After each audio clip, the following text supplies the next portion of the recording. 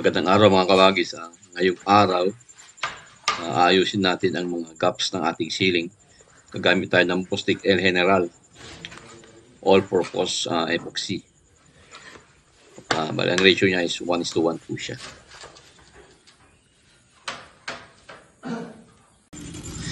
Yung mga dugtungan ng ating cement board na walang space sa pagitan, kailangan po lagyan ng space para makapasok ang ating epoxy at iwasan ang hairline na bitak sa kisame.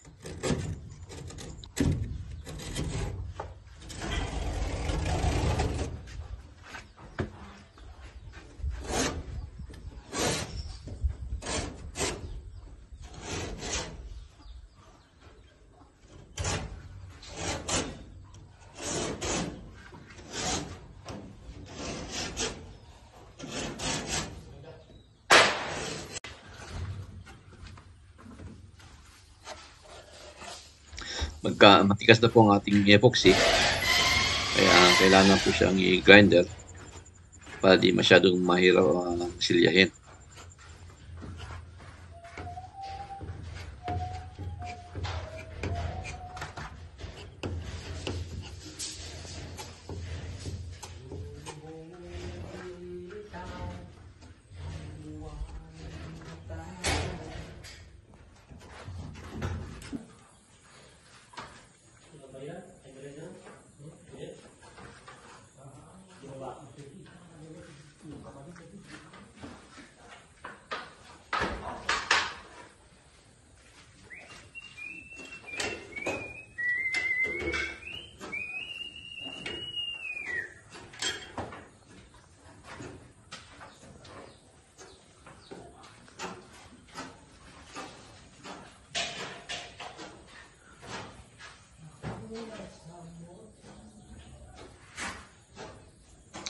Ito po yung ibang bahagi ng kisame na natapos na.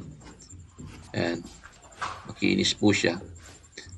Walang lumalabas na mga pitak-pitak dahil sa magandang preparasyon.